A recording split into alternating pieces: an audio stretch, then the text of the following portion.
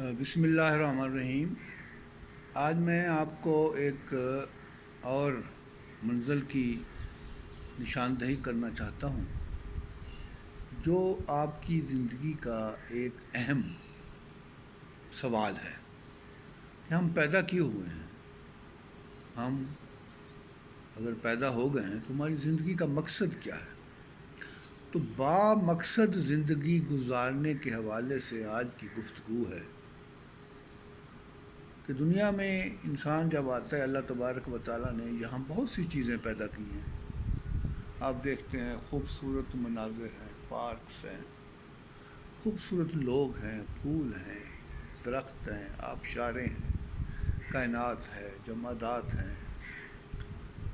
غرض انسانی زندگی کو لبھانے کی ہزاروں چیزیں ہیں، لیکن جو ایک سمجھدار انسان ہوتا ہے وہ ان لہو و لعب میں نہیں پڑتا، وہ ان فضولیات میں نہیں پڑتا، وہ اپنا ایک مقصد حیات متعین کرتا ہے اور مقصد حیات کے مطابق اپنی زندگی گزارتا ہے۔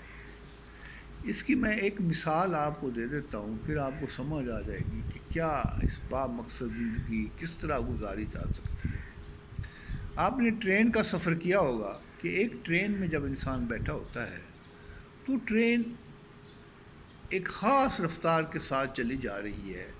اب آپ دیکھتے ہیں کہ ٹرین جب گزر رہی ہے، چل رہی ہے، تو بڑے بڑے شہر آتے ہیں، پارک آتے ہیں، خوبصورت مناظر آتے ہیں۔ اگر پہاڑوں میں سے گزر رہی ہو، خوبصورت وادیاں آتی ہیں، خوبصورت جھیلیں ہیں، ٹنلز ہیں، لوگ ہیں، تہذیب ہے، ثقافت ہے، کلچر ہے، میلے لگے ہوئے ہیں، ٹھیلے ہیں، کبڈی ہو رہی ہے، پہلوان لڑ رہے ہیں، خوبصورت مناظر ہیں، لیکن ٹرین کو کوئی فرق نہیں پڑتا۔ ٹرین چلی جا رہی ہے، راستے میں چھوٹے چھوٹے اسٹیشن آ رہے ہیں، ٹرین کوئی قیام نہیں کر رہی، ٹرین چلی جا رہی ہے، اپنی مقصد کی طرف جا رہی ہے۔ تو یہ ہے انسانی زندگی کہ ہماری زندگی ایک ٹرین کی مانند ہے جو ایک چلی جا رہی ہے۔ اگر ہم کوئی میلہ دیکھ کر رک جاتے ہیں، اگر ہم چھوٹا اسٹیشن دیکھ کر اتر جاتے ہیں اور وہاں اپنا دل لبھانے کے لیے، اپنا وقت مصرف کرنے کے لیے وہاں بیٹھ جاتے ہیں، تو it means we are wasting of time. ہمارے نبی پاک صلی اللہ علیہ وسلم نے اس سلسلے میں بھی ایک بڑی اچھی رہنمائی کی ہے۔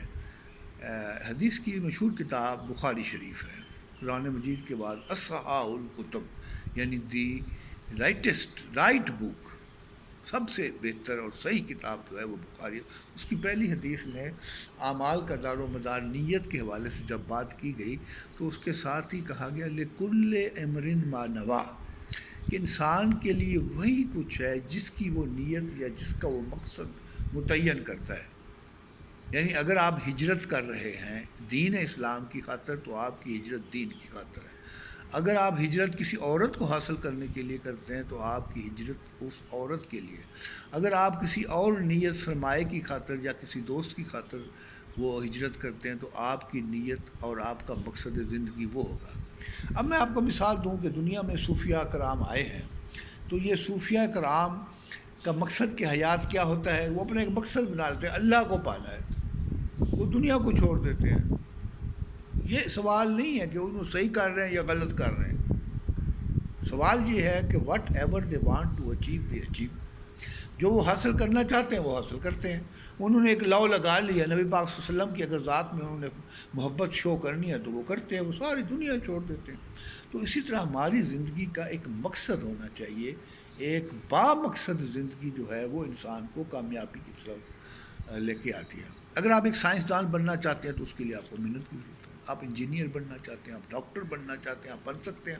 کوئی ایسی چیز نہیں ہے جو impossible who. Every thing is possible in this world.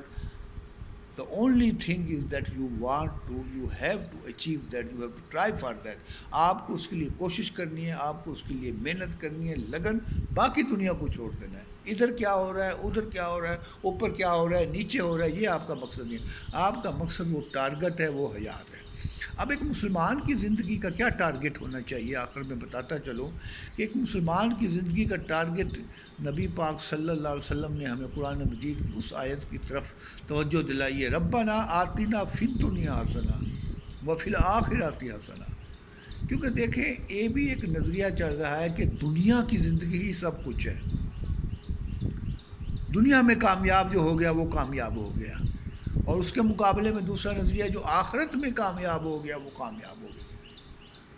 تو اگر ہم مسلمان ہیں اور اگر صحیح عقیدے کے حامل ہیں اور قرآن پر ہمارا یقین ہے، تو ہمیں ایک وہ راستہ اختیار کرنا ہے جو قرآن کا راستہ ہے اور جو بہتر راستہ ہے اور جو درمیانہ راستہ ہے، نہ دنیا نہ آخرت، بوتھ۔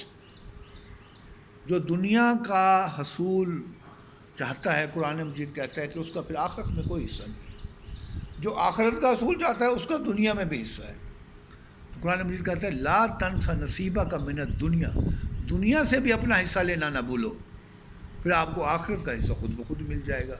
تو بات میں لمبی نہیں کرنا چاہتا کیونکہ چھوٹی بات جو ہے وہ زیادہ اثر رکھتی ہے۔ جوامع الکلم نبی پاک صلی اللہ علیہ وسلم کی صفت تھی کہ وہ بات کرو جو لوگوں کے دل میں اتر جائے۔ تو آج کا جو میرا مقصد ہے وہ یہ بتانا ہے کہ ایک با مقصد زندگی گزاریں، لہو و لعب سے اپنے آپ کو دور رکھیں۔ اگر آپ ایسا کریں گے تو آپ کی زندگی ایک مکمل دنیا میں بھی اور آخرت میں بھی ایک کامیابی ہوگی۔ اللہ تعالیٰ آپ سے راضی ہو جائے اور مجھ سے بھی راضی ہو جائے۔ وما علینا الا البلاغ۔ اللہ آپ کو خوش رکھے۔ اللہ حافظ۔